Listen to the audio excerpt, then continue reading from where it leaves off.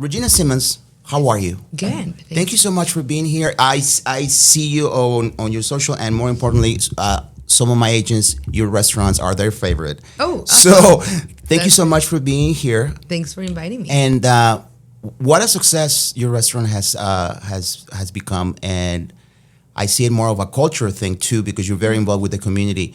Why don't you tell us a little bit? First of all, where are you from, and why Vegas of all places? So I am from Mexico. I'm from Mexico City.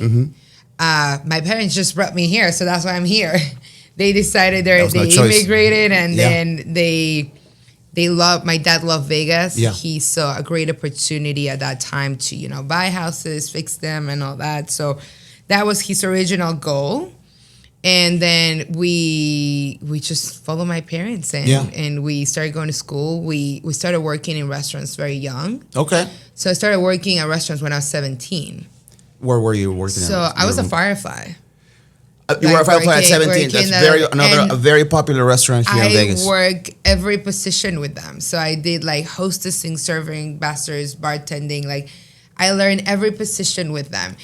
And I knew I like restaurants. My family owns restaurants in Mexico. They actually opened the restaurant in 1944, so it's still open today. It's 80 years of the restaurant. Oh, so your whole family is from this? Yeah. Wow. So I've seen my great grandparents, my grandparents, tios, tias, my mother, everyone always working in restaurants. So when I moved to the States, I naturally gravitated to go to restaurants. Yeah.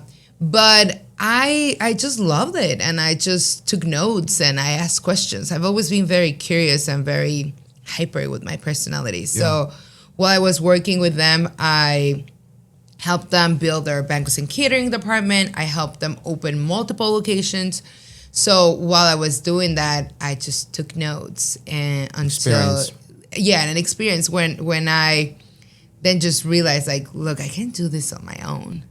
I don't have to stay here and keep building someone else's dream. I can build it for myself. And that's a very scary thing when, especially a restaurant, because I was reading, that's one of the hardest business, period.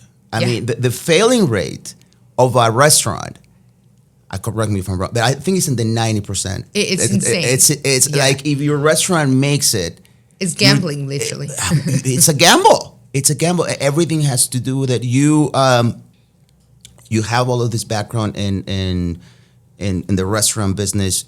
You've mentioned that you've done every single job at the restaurant, but then you start something that is it's new, it's hip, it's original. And why don't you tell us a little bit of how do you come up with this idea of Tacotarian? Because the whole concept, especially we being Mexican. What do you mean no meat? Exactly. So tell us a little bit of how that idea became. I knew, by that time I knew I wanted to open something. Okay. I already had that passion of I'm going to open a Mexican restaurant. Of course, I'm Mexican. I know about Mexican food. So it was just natural that I wanted to do that. But we did this trip to Mexico City. It was from work. I'm from Mexico City, so I was in charge of putting together the itinerary for everyone. And my coworker's wife was vegan.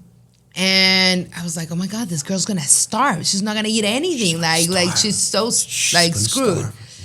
And I put together the itinerary, I called restaurants, we took the trip, and we ate the most amazing food ever. It was all plant-based, it was all unique, it was all delicious.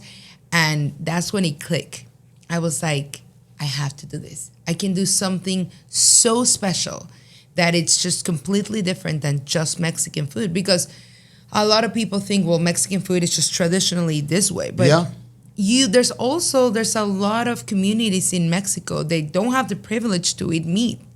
So that is very true. That's why the Mexican food is so flavorful. And if you have a good tortilla, good salsa, a good base, your food can be delicious. Listen, my father-in-law. When we go to restaurants here, we go to a steakhouse for a week. He goes, listen, man, it's never gonna compare with a handmade tortilla, some queso fresco, and a good salsa. Yeah. And I have to admit, I will take that every day over the steak. When was this, by the way? When did you come up? When did I mean you were wanted to open your restaurant, but when was this trip that you said I may be on something? This was like everything was so fast. This was in 2018. Like our trip Oh, was wow. 2018. Our trip was in February, and I came back and we opened our location in August. Like it was like I knew it. I moved for it. I felt it was right. I knew this was like exactly what I wanted, because at that moment I also became fascinated by veganism, fascinated about plant-based. I started like doing more of my research, and then meeting with my coworker and his wife. I actually partnered with them. Mm-hmm. And then and my husband too. Sure. And then I just started to learn more about it, and like we started making food and playing with it, and I was like, this is just so perfect. It's so unique. It's not just another taco shop. It's a good Mexican food that happens to be vegan, and we're making a huge thing, a difference in the world. We're leaving a mark while we're here. Well, like the first time that I didn't, by the way, I didn't realize how fast you guys have grown. Yeah. This is unbelievable. and especially in an oversaturated market of restaurants in Las Vegas. Mm-hmm. As you probably know, and you did your research before you opened, but nothing like this on the Mexican side of it has opened. What was, so you had this idea, you said you came back, you had all of these things, and I've been following you through social media, so I've been seeing a little bit of your whole process. But what was it like opening? Because then we had COVID. Oh yeah. So so you're 2018. You open. Yes. Getting established. So the first location. What was that? Like, I mean, we knew we were also. I mean, you get doubts when you're opening your restaurant. That's my next question. That was my next question. You're analyzing your business plan, and you're putting everything, and you also had to put in perspective that only 3% of the population is vegan. Okay, so you're starting with, okay, it's a restaurant, which like we're gambling there first. That's right. And then we're adding that it's all plant-based. So like, okay, you're eliminating like your ads here, right? So you start thinking, okay, I remember talking to my dad and telling him like, hey, because I started asking people for money, and I'm like, hey, I have this great dream. Can you help me out? And they're like, Mexican restaurant, yes. By the way, it's going to be plant-based. And they're like, no. What? No. I remember telling my dad, and my dad would be like, why are you doing this? Like, why are you doing this? You know how to do amazing Mexican food. Why doing this? And I was like, I just know this is going to work. I just have a feeling for it. So there was this other vegan restaurant in town, and I took my dad. We went for lunch. And I was like, Papa, let's go to eat together. And we ate, and it's like, mijita, you have to be like these people, you know. They have the carne asada, the pastor, and the vegan thing on the side. And I was like, that everything was vegan. And he was like, what? We can do this. Okay. So, like, I think that's how, like, we will make meals and, like present it to people. It's I've what had do it. You think? No, it's great. And they'll be like, okay, this is good. We can do it.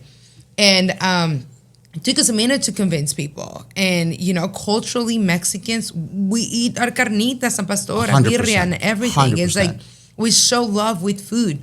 But I knew I could show love with Mexican food, representing my culture, just making it plant-based.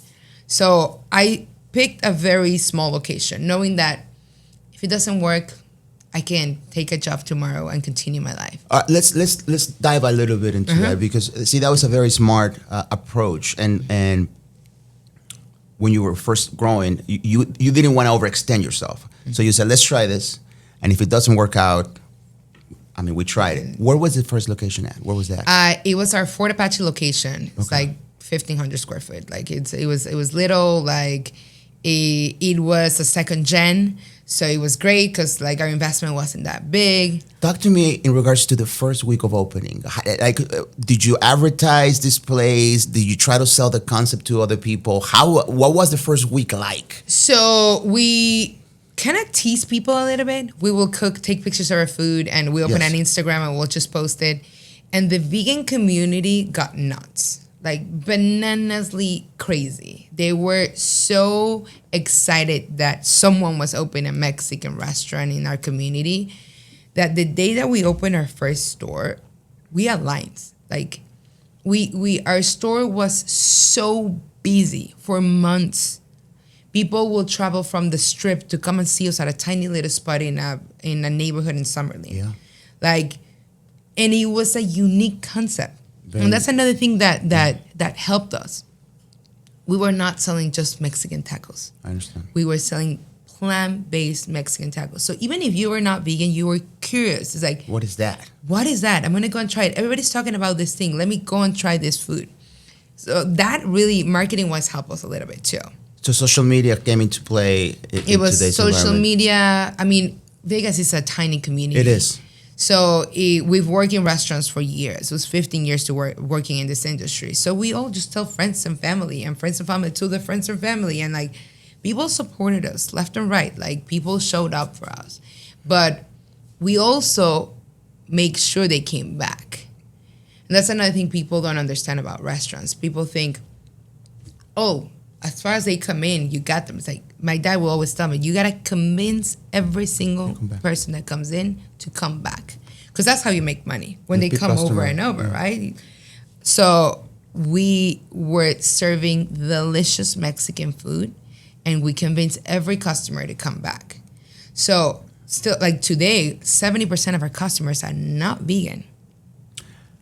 That was my next question, because in order for you to, I mean, and we'll get into this a little bit later on because I don't want to rush it, but your growth has been exponential here in Vegas.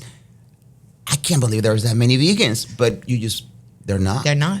We don't have the numbers. We absolutely don't have the numbers. Are you a vegan yourself now? I'm a vegetarian. Are you? Okay. Yeah, but my parents are vegan. Okay. So, I mean, what is it? I'm so sorry. What is the difference between a vegetarian and a vegan? That's a very good question. I mean, because you know what? It's hilarious know. because I'll go to my grandma's house and be like, Abuela, I'm vegetarian, and she'll come with a caldo de pollo, and she's like, I make you pollito, mijita, and I'll be like, okay, she's not getting it. It's okay. Now, but like culturally, we were not educated for that, and it's like totally okay with it. So there's pescatarians, which they will like only eat the seafood, right? Yes. So they will not eat the chicken, the steak, or anything else.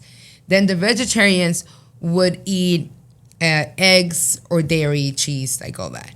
And then the vegans won't eat anything that comes from an animal. I understand. Okay, no cheeses, no cheese, cream. no meat, but they also won't, veganism is very strict where they won't even wear anything with leather, like a belt with leather, like anything that might have made any animal suffer, they will not touch it. Okay. Plant-based, it's like veganism, but it's not as strict as veganism. Okay, so that's why we also decided since the beginning to call ourselves plant-based and not vegan. We knew vegan was a little strong, and we also didn't want to intimidate people coming to our place. How many conversations you had with your? You're telling me now you're assuming probably a lot of meetings in regards to. I didn't even think about that. What are we going to call it? Yeah. Vegan food versus plant-based. I'm sure that, I mean, I didn't, now that you hear you mention it, I go, yeah, that's so smart. I mean, no. And a lot it's going to alienate a lot of people if you do go the other route. Yeah, 100%. And then when you say plant-based, there's a lot of people don't even understand what plant-based. I don't even know what that means. So when you say plant-based, you're like, oh, it's still organic food. They seem to think they attach it to healthy. Exactly. Yeah. So we were like, okay, we want people to give us the chance to serve them this food and then judge us based on the food. So that's why we didn't want to put just a vegan. If you're not vegan, you can't come in. I have ladies that have come into the restaurant and be like, oh, I cannot eat here. I'm not vegan. And I'm like, lady. Oh, no. Do you like guacamole? Yeah. Do you like margaritas? You're a vegan. It's super simple, right? So that is true. There's a lot of people that think that because they don't follow a vegan diet, they cannot eat there. But we have been changing that. But by finding the right approach. Sure. Because we never, if you see our social media, we never really push veganism at all. No. Ever. No, and by the way, great pictures. Great. The food looks always fantastic. Thank you. It's 2018. You're having a success. 2019. Oh, we were talking about COVID. And then COVID happens. Yes. Like you're growing at this point, right? Because you're 2 years in. Is that what's It was going 1 on? year in. One we year. were like not even 1 year when we started construction for the second one. Oh, you started construction to the second one, and okay, let's get into that a little bit. So we opened the first location. Everything is like booming. Like it's like crazy. We never have room for enough people in our dining room. And what are you thinking at this point? You go, Oh, I was flying, guys. Talk I was to like, me. Talk to me. I told you. I was like telling my dad, like everybody. Yes. I was like, I told every single one of you I was right, and you like they didn't believe in us. No, like But I did. but it's understandable. It was a very crazy idea. Well, especially a restaurant to begin with. I mean, exactly. That. And we were so blown away, and we did a very good job with the branding as well. Like we make a very beautiful space. It was very like inviting. Yes. So people since the beginning thought like, hey, wait, is this a franchise? Is this like, can I open one location? And people started asking it. We're like, this could be something big. So we're like, one of my friends was looking for a spot in the Arts District, and then he called me. He's like, hey, there's this corner space in California and Casino Center. It's all windows. It looks so pretty. A Tacotarian would kill it here. And I'm like, well, let's go and look at it. We went to look at it. We're like, it was very beautiful. It was like a corner space. I actually remember that when you were posting that. It was a very, very, very good spot. It was a full build out though. So that was the only thing that was worrying us, because we opened our first location with like minimal investment. Mm-hmm. So the second one, we needed to do a full build out. Like you triple your investment here. And right? then, of course, if you have it, already your concept in your head. Yes. It's going to be more expensive. Oh, yeah. Because totally. It's like remodeling your house. It's never going to be what. And now and in this other location, this is not working. So I want 2 walk-in coolers. And in this location, 100%. my staff hates it. Let's do 3 windows here. Why not? not? Like, why not? Like we might as well. So we went in and. But by the way, those leases, I mean, you have to commit to. It's not a normal. Those are very like longer, stronger, more risky leases for a restaurant, and you were already determined. You were like, I got this. It's too much success going on the first one. Yes, that's what like that's what made you stronger. That's what made us so confident. We're like, oh, we got saying nothing. We got this, and we're changing the game. We built it out, and we opened on December. Okay. And COVID happened. March. So we closed our doors in February. So we were open for 2 months and we closed our doors. How does that, because I know your husband is also in the industry and you guys are a team. How does that affect home in regards to, you were talking earlier about your kids and how they see you guys work all the time and how committed and how draining a restaurant business is. In situations like this, Regina, how do you deal with it, especially when your husband is in the same boat as you are? How does that work?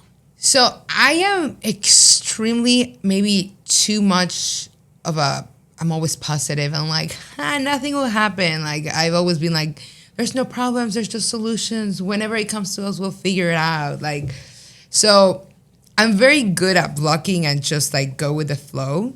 But my husband's like kind of accountant, like he's looking at numbers all the time, and like he's like, based on what we have, this is how much time we have. There's like, so that balance in our relationship have worked very well because I'm like the constant cheerleader, like we got this, and I bring that confidence to him that everything is gonna be okay.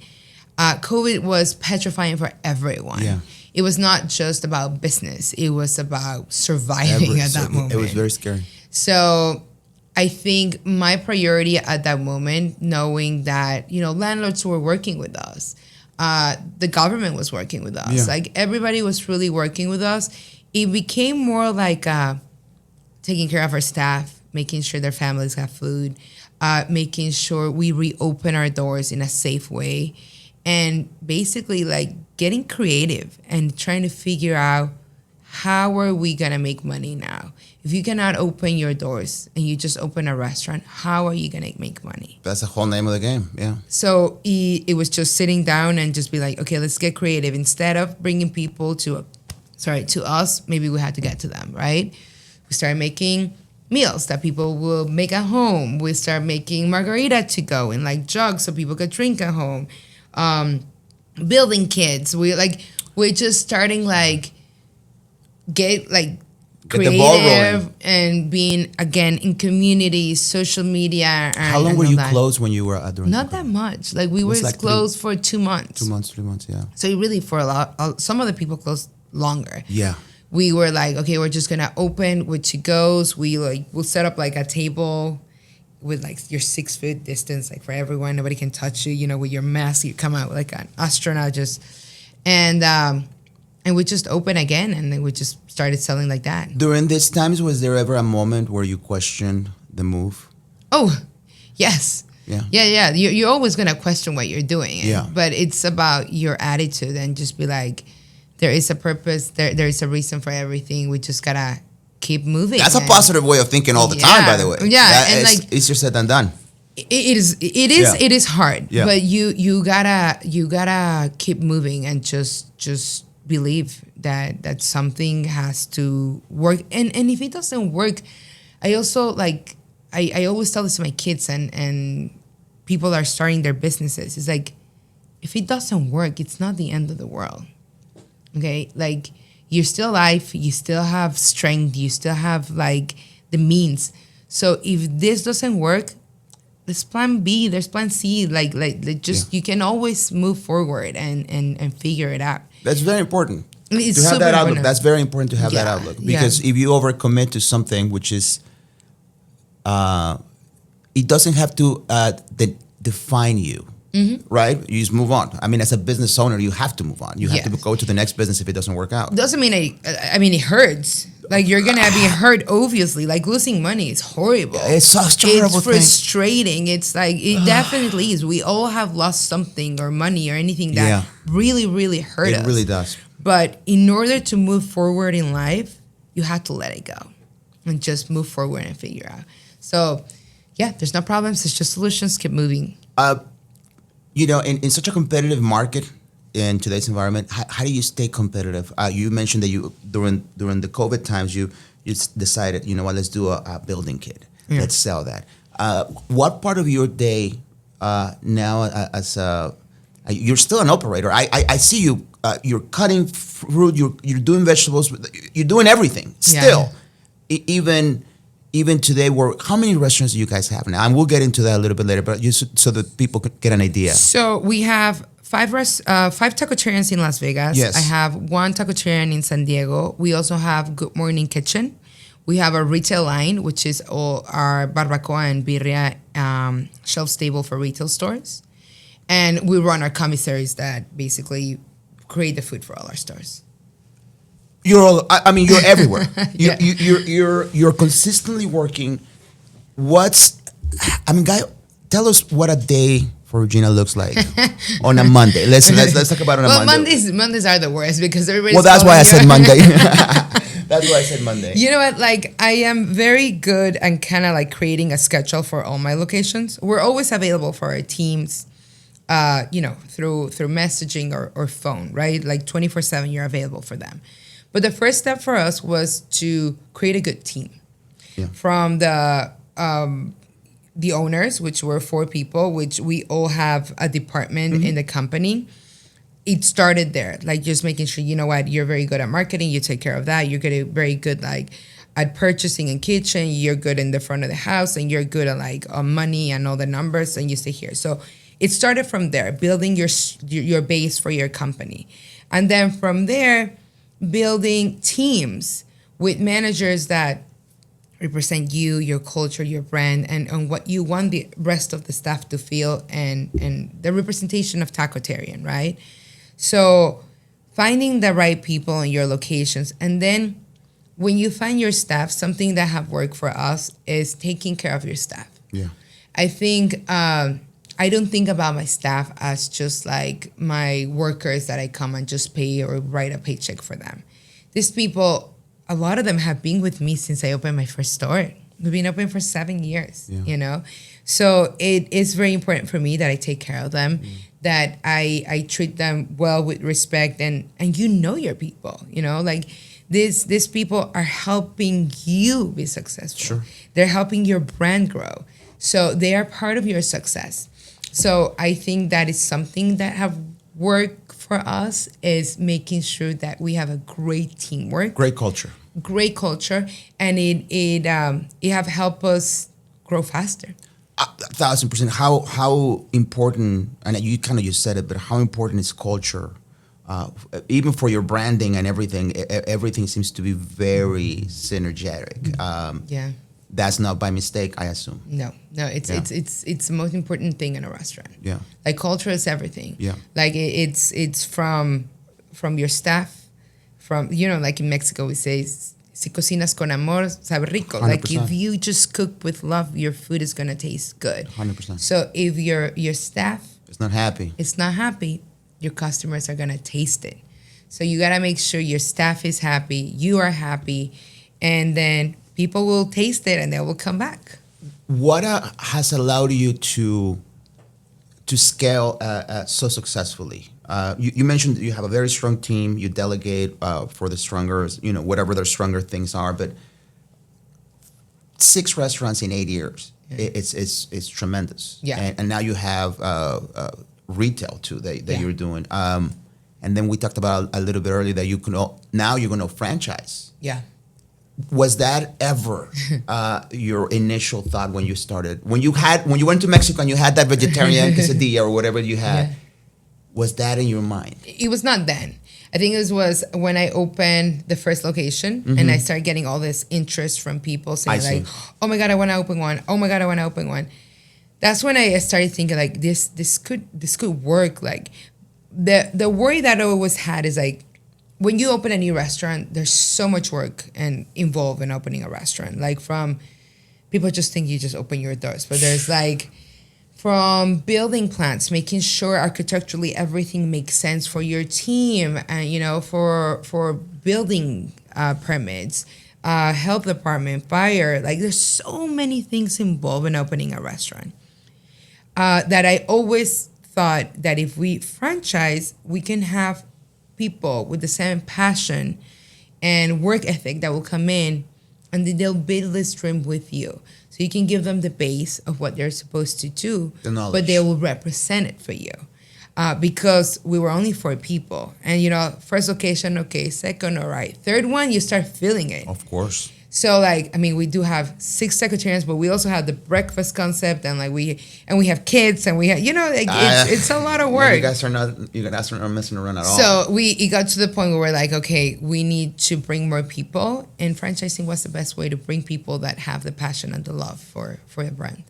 How do you find those people? I mean, they approach you, obviously, and it has to be a right fit for you as well, Absolutely. correct? It's such a process to go through it. We actually hire a company that help us, you know, find people, vet people, make sure everything aligns with our values. Financially, they can do it.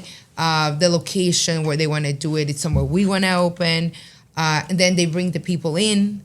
Then you meet the people just to see, like, we're gonna click. We're gonna click. Work like, with what if you don't like me? You know, like, and I always tell people, even when I hire people for staff, if they're gonna start in the kitchen, I'm like, why don't you work for 3 days and see if you even like us? You might just not like working with us. So it's like, let's do a 3-day trial. You work with us, like we work with you, and then we figure that out.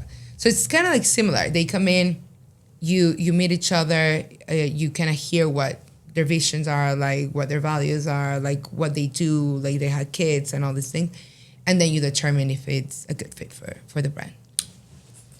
This is very interesting. No, it's super cool. This is great. Out of everything that you are involved in, you're also very involved in the community. Yeah. Let's talk a little bit about that. I think on social media, what I've followed you throughout the years now, when I say you're involved, I mean you're very involved. Yeah.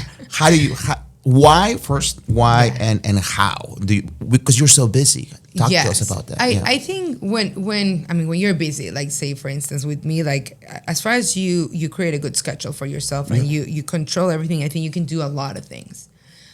You just gotta be very organized and follow your schedule. But on everything from each location individually, like from their managers, from my kids, from my husband, from myself, I always want to give time to everyone to make sure I take care of like everything.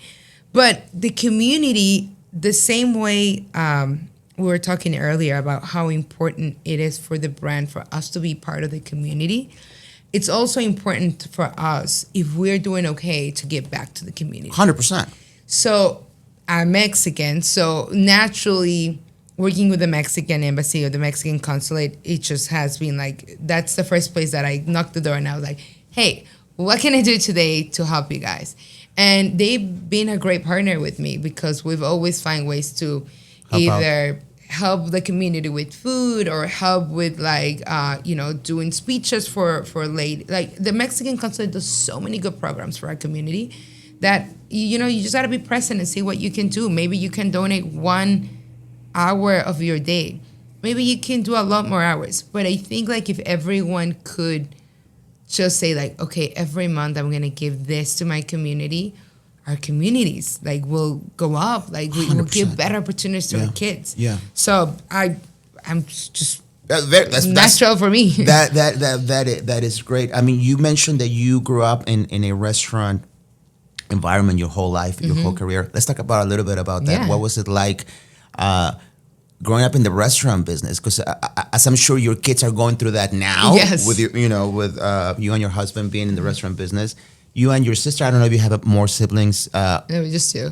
Just two of you are going through the same thing that your daughters are going through. Mm-hmm. How was your childhood in Mexico, growing up with restaurant tours as your parents? So much fun. Like I love having my cousins over because we were all so little and like we're always like, jumping around in the back of the house, getting in the kitchens and eating the food, getting yelled at by my grandmother because we're in the wrong place.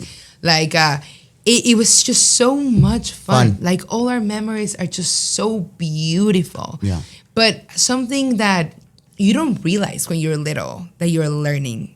That you're like, you just think like, oh, I'm just here having the time of my life. And then when you grow up and you have kids and you're living your own dream, you're like, oh, wow. I was like watching my grandmother talk to people, talk to their staff, cooking, like getting organized.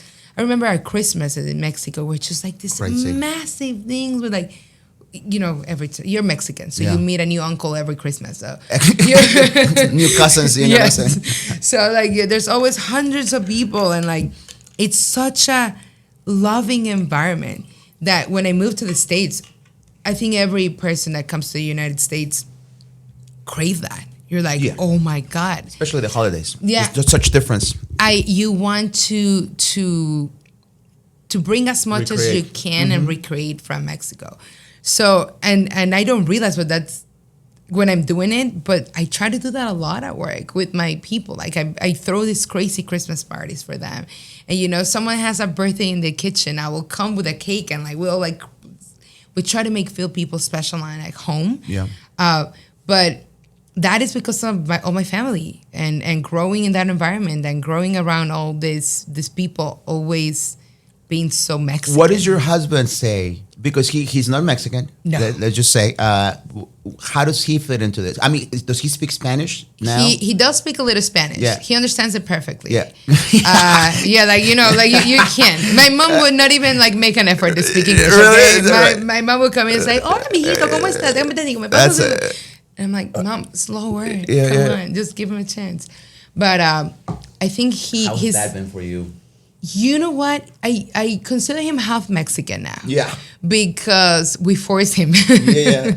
But he loves our culture. Yeah. We go to Mexico a lot. My grandma's still in Mexico. Yeah. My uncles and my tios. A lot of people still in Mexico. So we go there a lot.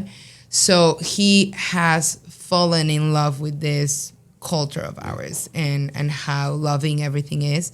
And I think because of that, he understands my reasoning and a lot of the things that I do at work here. Yes.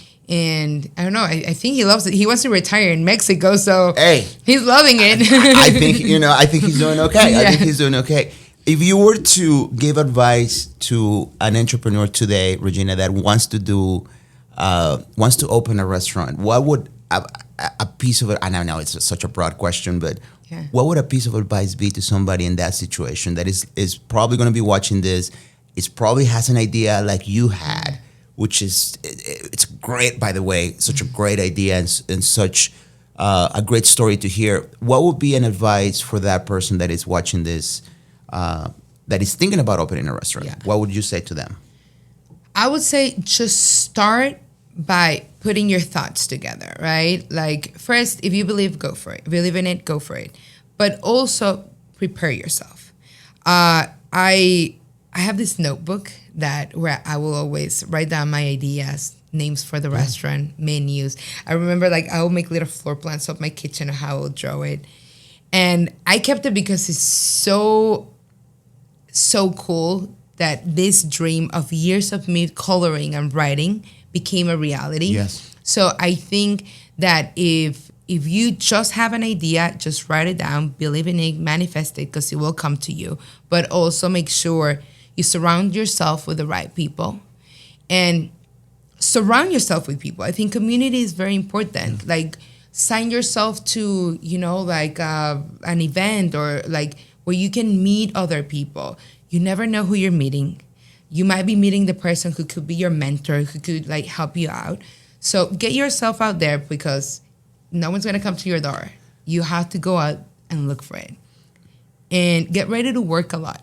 This is not an easy job. Okay. Having a restaurant is like a baby. You have to take care of it. You have to make sure you feed them, you clean them, like everything. So make sure you understand that you're putting yourself in a job that it takes a lot of time. Yeah. It's not just magic. You don't just make money just to make money. You have to work for it.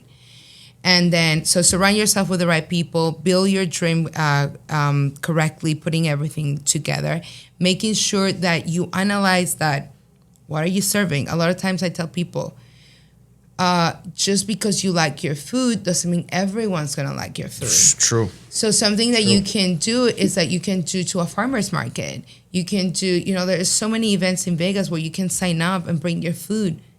Let people try it. See what people are like talking about it. Ask them to leave a comment for you. Out.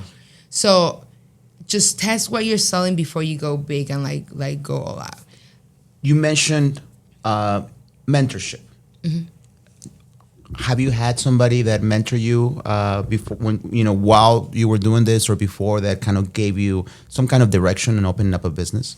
So I never have one mentor. I think I have a bunch of mentors in my life. I don't think they were officially my mentors. No, I get they it. Were they were influencing me, like something that I've never been embarrassed or ashamed to just be like, can you teach me how to do it? And I think that's something that I learned working in restaurants. And that's why I moved to so many positions, because I might have been just a busser and I'll see the bartender be like, can you teach me how to do that? Because I want to learn how to do that. And then I might have just volunteer and come for free, or, like after my shift stay and like start to do things. But if you take the time to learn and ask questions, a lot of doors can open for you. A lot of people don't have that mentality, though. They don't like to ask. They don't like to feel like they're, you know what I mean? Yeah, either and ego or anything this, like this. Society, yes. I think I see that a lot. 100%. I think I'm extremely wild Mexican that just like go, we're like, hey, let's do it. My husband's always like, why are you talking to everyone? I'm like, I don't know, I can't stop. But I do see my kids, and I see my kids are very quiet, and I always get very frustrated because I'm very like open. Yeah. And they're like very quiet, and I always had to push them. I'm like, just ask the question. How's your husband? Because I haven't met him personally. Mm-hmm. But does he have your same energy, or no, is he at all? Okay. Like my husband is quiet. He watches and he analyzes you. Okay. And I just go whoa with the flow with everything. You're the party of the party. We are the perfect balance. Okay. Like the perfect balance. I think we've been together for 20 years. Good for you. So like when people ask me what's your secret, and it was like we're the perfect balance. Like I'm too wild, he pulls me. He's too low, I pull him. Like we're just perfect. We've done about 22 podcasts, and most people are entrepreneurs. And one of the questions that I like to ask you're on a different level now. You have a very established business. But at the beginning, is there a work-life balance? Is there such a thing as balance when you're building a business? I think there could be, but you're not going to get it at the beginning. And you know what? Everybody says the same thing. Yeah. Talk to me a little bit about that. Yeah. How was it at the beginning? I think at the beginning, like, if you think you're going to have a 40-hour weeks, that doesn't exist. Like, I feel if you want to get somewhere faster, you might need to stay longer. If you have to work 40 hours, you might need to work 80 hours and do the job of two people. It is definitely a lot of work, but when you have a dream and when you have this passion for something, you don't feel it. Yeah. You don't feel like all the extra things that you're doing because you're so passionate about it. You're enjoying everything that you're doing. So it's definitely hard, which I can tell you today, I have like quieter weeks now when I can't take a day off. If like I'm not feeling okay, I could be like, I'll turn off my phone. I don't want to talk to anyone, and I stay home all day with my kids. Yeah. And it's a blessing, but I work for that. I work my right. You couldn't do it. Yes. And sometimes I go to Mexico, and I always send myself in Mexico, right? Like, because I get overwhelmed here, and I'm like, okay, I gotta escape, and I'll go to my grandma for 5 days, and I stay in her house, and I won't answer anyone, and recharge there. Yeah. And it's a blessing, and I know it is, and I'm very fortunate, but I work for it. Yes. So you might not see that balance at the beginning, and you might think like, oh my God, is this gonna be worth it? I think when you don't think everything financially in your life, everything is worth it. Yes. You just gotta love what you're doing. You just gotta love what you do. For looking at the long-term vision of Tacotarian, what do you see yourself for the business side of it in the next 3 to 5 years for Tacotarian? I think from 3 to 5 years, we probably have sold at least 20 more franchises.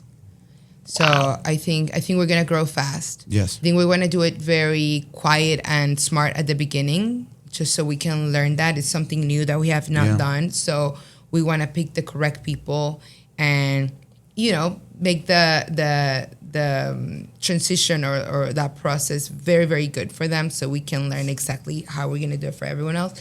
But I do see like 20 more franchises. That's a lot. Yes. Are you gonna nationwide? Are you gonna go? Yes. We are trying to stay as close as possible to Nevada right now, just because for distribution and for everything, it's just easier.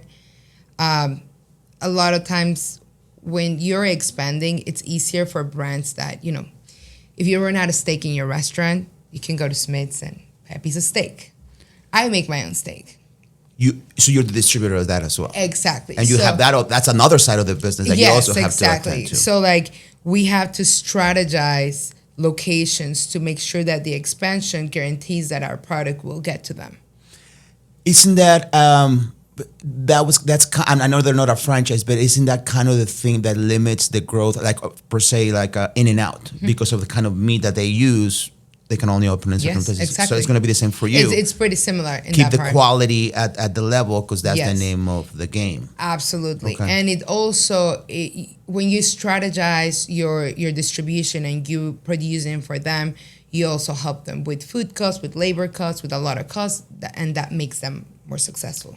Do you see yourself growing out of the Tacotarian business and getting into the distributing just food for Tacotarian? Has there ever been a thought? Or? Yeah, we're actually working on something that we might start doing, where we work with a distributor. We'll produce all the food for them, and they buy from us and they distribute for us, which is ideal for anyone growing a brand. Yeah.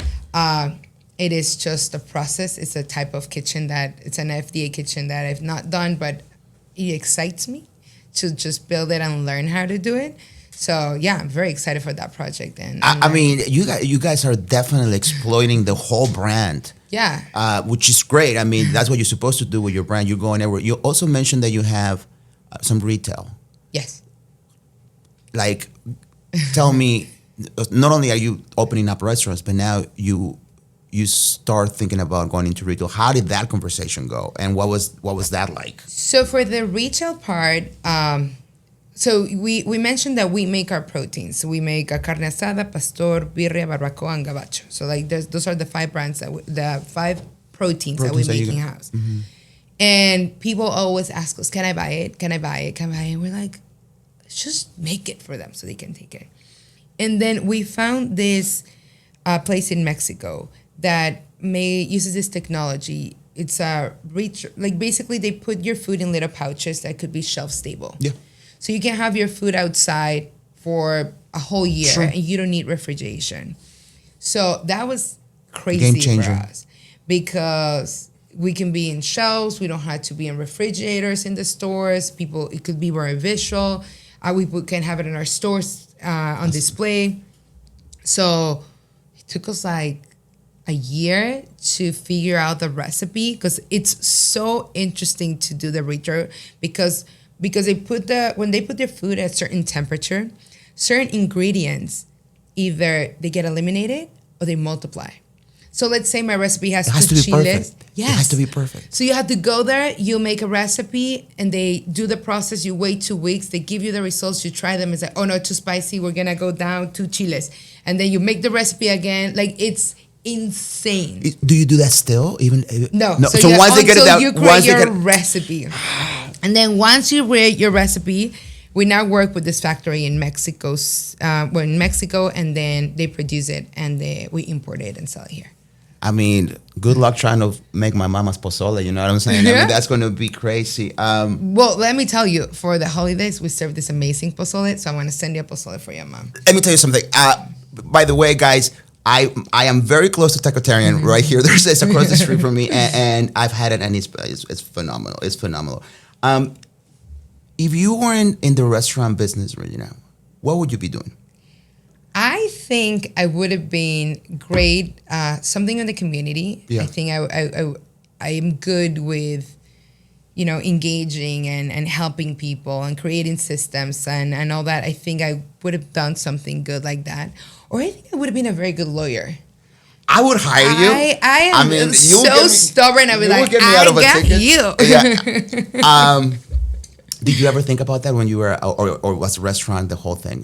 Did you ever have a... No, it was originally I wanted to be a lawyer. Is that what it was? Yeah, because my parents always told me, and when you're little, I would tell me, you'll be a great lawyer. And I was like, yes, I would be. So, yeah, it's just, when you move to the States, everything starts changing and everything, like, your life changes completely. But, I love what I do. I wouldn't change it. What is... Let's get out of a little bit of your CEO / entrepreneur / record-breaking persona. What do you do for fun when you unwind?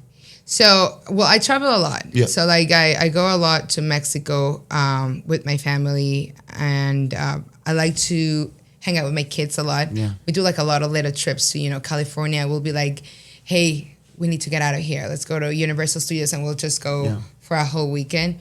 I spend a lot of time with my husband, like all the time with him. But, we work out a lot. I like to paint. I like to be with my family. I cook a lot. You still cook? Yeah, definitely. Cook? No, I definitely cook. I enjoy cooking. I always have my family. Like every couple of weeks, I'll have my family home and I'll cook for them. That's a great, and you mentioned that you spend a lot of time with your husband, and he's also a key part of your success. As he has grown the business with you. And without getting too personal, when things are not going right at home, for any little things, how do you translate it when you have to work with them? Well, our positions are very, he's in a department completely different than mine. So you don't really have to. So avoiding him will be so easy. Yeah, it will be so simple. Or him, he's mostly in his office, working numbers and doing all that. So that wouldn't be a problem. I got that covered. That's fine. Yeah. Like, listen, once we get home, it's all right. Yeah. Looking back at everything you have done, which is amazing, by the way, what would you tell your younger self? Let's say 20 years ago, you've been with your husband 20 years ago.